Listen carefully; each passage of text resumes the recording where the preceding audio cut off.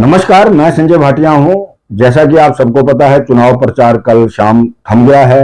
आज बिल्कुल माइक नहीं है, कहीं पर शोर शराबा नहीं है, लेकिन इसके बावजूद भी जो प्रत्याशी हैं, चाहे वो निर्दलीय हैं, चाहे वो राजनीतिक दलों के नेता हैं, वो डोर टू डोर अभियान आज भी चला रहे हैं, लोगों से जनसंपर्क आज भी कर रहे हैं। तो आज हम बादली विधानसभा सीट के बारे में बात करेंगे। मेरे साथ हैं श्याम अलावत जी, जो कि बड़ी कई दिनों से निगाहें लगाए हुए हैं बादली सीट पर। श्याम जी, आपका स्वागत है। धन्यवाद।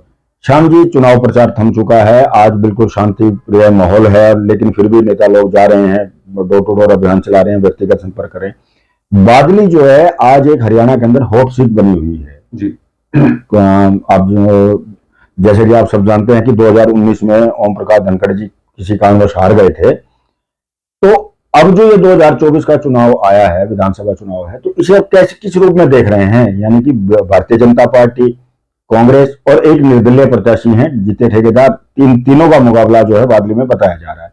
तो आप इस चुनाव को किस प्रकार से देख रहे हैं बादली के?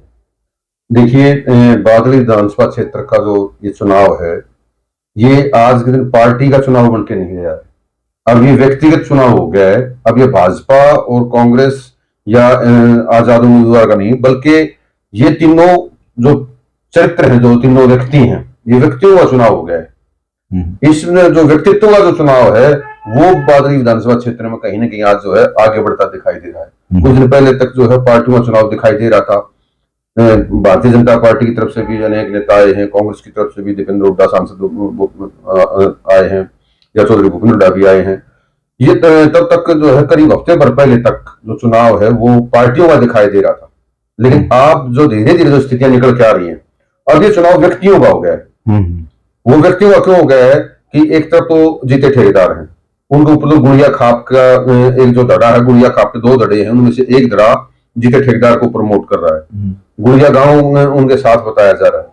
तो एक तो वो केंद्रित हो गए हैं खाप और गांव से संबंधित। वो कितना क्या वोट ले पाते हैं, उतारने वाला समय बताएगा, लेकिन वो एक अपनी मजबूत स्थिति दिखा दे रहे हैं, इसमें कोई दो राय नहीं है। जीते ठेकेदार जो है वो सामाजिक कार्य किए उन्होंने, आसपास के गांव के लोगों क्षेत्रों में, चाहे स्कूलों का हो, चाहे कॉलेज का हो, या कोई और डोनेशन के काम हो, वो कई उन्होंने किए हैं। दूसरी तरफ आते हैं ओपी धनखड़। ओपी धनखड़ जो है वो उनकी एक अपनी अलग छवि है। वो मिलनसारिता भी है, लोगों के साथ व्यवहार भी है, पढ़े लिखे भी है। दूसरा जो उन्होंने काम किए हैं, जो बादली विधानसभा क्षेत्र में, चाहे वो सब डिवीजन बनाने का रहा, चाहे 2-2 ब्लॉक बनाने का रहा। आप 2014 से 19 के बीच की बात कर रहे हैं? हाँ, जो 2014 से 19 के बीच का जो उनका कार्यकाल रहा मंत्री का, तो उन्होंने काफी काम किए ग्राउंड लेवल पे। चाहे वो लोकल गाँव के विकास की बात हो, कोई ऐसा गाँव नहीं जिनमें ग्राम सचिवालय वगैरह ना हो, या कोई सरकारी बिल्डिंगों का कोई ऐसा अभाव हो, चाहे वो योगशालाएं हो, तमाम जो चीजें हैं उनके लेके व्यक्तिगत उनके जो प्रयास रहे हैं बादली विधानसभा को लेके, वो लोग देख रहे हैं। तीसरा है कुलदीप वत्स। कुलदीप वत्स का अपना अलग अगर बात करें तो उतना मजबूत जो है उनका कद नहीं है। वो चौधरी भूपेंद्र हुड्डा, चौधरी दीपेंद्र हुड्डा की छांव में बैठे हुए एक व्यक्ति हैं, और वो उनकी छांव कितनी दूर तक फैली है वो उस पर निर्भर ज्यादा करते हैं। दूसरा, जब सभी अगर हम तीनों की बात करें तो एक जो पिछला जो चुनाव रहा, पंचायत चुनाव, जिला परिषद का चुनाव, उसमें कई गांवों में से एक चीज निकल के आई कि कुलदीप वत्स जी ने वो कुछ गांवों में या कुछ जो पार्षद के ब्लॉक थे उनमें व्यक्तिगत रूप से इंटरेस्ट लिया किसी भी कैंडिडेट के बारे में को लेके। तो उसको लेके एक धड़ेबाजी जो है वो गांव में, जो क्षेत्र 10-12 गांव का जो पार्षद का ब्लॉक होता है, उनमें एक धड़ेबाजी निकल के आई है, जिसका कुलदीप वत्स को नुकसान हो रहा है। चाहे भले ही दीपेंद्र हुड्डा ने उनको मैनेज करने काम करने की कोशिश की है, चाहे वो सलाना में आए हैं, चाहे खुडन में आए हैं, तो वो आ ही रहे हैं, लेकिन वो उस बादली में चौधरी भूपेंद्र सिंह हुड्डा है, लेकिन वो मैनेजमेंट उतना मुझे होता हुआ दिखाई नहीं दे रहा जितना होना चाहिए। दूसरा जो सबसे अहम चीज है, इन सारी चीजों को छोड़ के अब जो बादली का चुनाव है, सोशल मीडिया पे जो है पोस्ट वायरल हो रही है, उनमें कास्टिज्म की बात निकल के आ रही है। वो जो कास्टिज्म जो है, ब्राह्मण समुदाय के लोगों का विशेष तौर पर बयानबाजी आ रही है कि जाट विशेष या जाति विशेष के लोगों को ऊपर भरोसा नहीं किया जाना चाहिए, या ब्राह्मण समुदाय का जो कोई व्यक्ति ये कह रहा है कि अगर एक ब्राह्मण आता है तो एक ही ब्राह्मण को हम वोट देंगे। ये जो इस तरह की जो जातिवादी जो चीजें आती हैं, या खेड़ी गांव के लोगों की, युवाओं की वीडियो आई कि कुलदीप बस कभी भी खेड़ी गांव में चौधरी छोटूराम की मूर्ति पर नहीं गए। ये जो चीजें निकल के आ रही हैं, कहीं ना कहीं एक जातिवाद की स्थिति भी आगे सामने आगे बढ़ती आ रही है कि ये एक डिसाइडर फैक्टर होगा। तो टोटल जो तमाम जो चीजें हैं, उन सभी चीजों के बीच जो ये वीडियो वायरल हो रही हैं और चीजें आ रही हैं, इन तमाम चीजों के बीच एक और जो अहम फैक्टर है, आपने नजदीक भादुड़ विधानसभा देखा हुआ, उसमें चौधरी भूपेंद्र सिंह हुड्डा कह के गए कि वोट काटुओं को वोट मत देना। कहा है उन्होंने, कई जगह कहा है, कई जगह का है, सोनीपत में भी कई जगह का है, रोहतक में भी कई जगह का है, लेकिन झज्जर जिले में चाहे वो बेरी है चाहे बादली है, वो वोट काटू वर्ड उन्होंने यूज नहीं किया। वोट काटू वर्ड यूज ना करना, क्यों ना करना, मैं वो वोट काटू वर्ड के ऊपर जा रहा हूं क्योंकि बादली विधानसभा क्षेत्र के जो जीते ठेकेदार है वो कांग्रेस पृष्ठभूमि के हैं।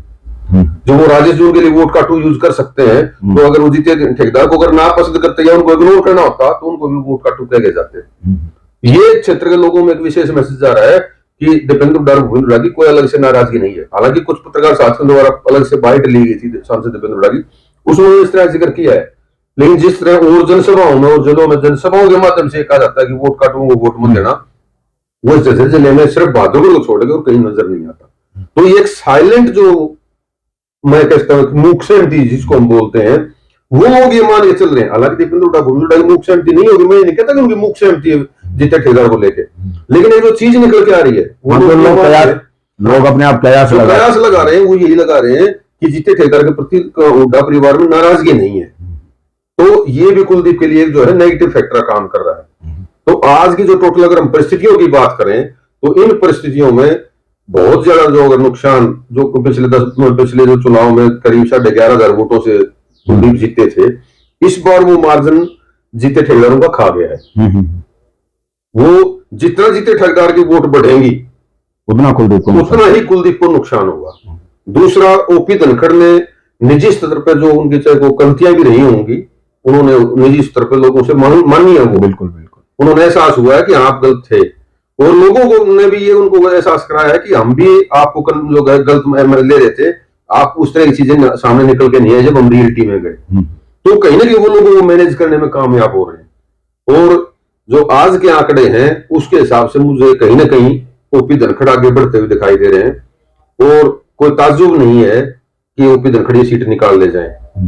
दूसरा, मैं हालांकि सट्टा बाजार को एक ऑथेंटिक चीज नहीं है, ना चुनाव आयोग मानता, ना पत्रकार लोग मानते हैं, ना सरकार मानती है, लेकिन फिर भी सट्टा बाजार भी अगर बात करें तो वो भी बादल विधानसभा को जो है कांग्रेस खाते से जो बाहर कर रहा है। ये काफी अहम चीज निकल के आ रही है। तो सट्टा बाजार कहां से चलता है? वो लोगों की भावनाओं से, लोगों के जो मार्केट में जो लोग इन्वेस्ट कर रहे हैं उसी चीजों से आंकड़े निकाले जाते हैं। तो सामाजिक जो परिस्थितियां हैं वो आज के ग्राउंड हालात, और जो मैंने जैसे कहा सट्टा बाजार, या जो जितने भी न्यूज चैनल्स और अखबार हैं, आप कोई भी नेशनल लेवल का उठा लीजिए, उसमें भी कहीं ना कहीं बादल विधानसभा सीट को जो है वो कोई टक्कर की बता रहा है, कोई कांग्रेस लूज कर रही बता रहा है। कहीं पे ये नहीं कहा जा रहा किसी भी अखबार में या चैनल्स में कि कांग्रेस जो है बादल विधानसभा जीत रही है। हाँ, जीत रही है, या धनखड़ साहब बहुत पीछे चल रहे हैं, या ये मैसेज किसी भी चैनल पे, किसी भी अखबार में कहीं पे नहीं है। तो पिछली बार जो आपका जो चुनाव, आपने जो 2019 वाले की जो बात करें, पिछली बार तो शुरू से ये मैसेज चला कि धनखड़ आ रहा है। पहले तो मैसेज शुरुआत में ही चल पड़ा था, चाहे वो एंटी इनकम उसके मंत्री पद के दौरान की रही हो, चाहे वो भाई भारतीय कांग्रेस पार्टी जो है अगर बढ़ता हुआ ग्राफ था, ये लोग ये मान रहे थे सरकार बनाने जा रहे हैं, वो चीजें थी।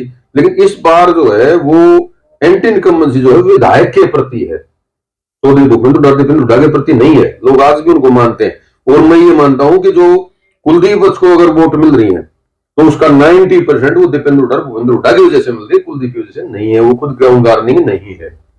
तो इस बार बादल विधानसभा क्षेत्र जो चुनाव है वो लगभग आज जो है तय होने की स्थिति में है, और जो क्षेत्र के जो लोगों की जो बातें निकल के आ रही है उससे यही है कि इस बार 99% लोग ये मान के चल रहे हैं कि ओपी धनखड़ जो है इस सीट को निकाल रहे हैं। धन्यवाद श्याम जी, धन्यवाद।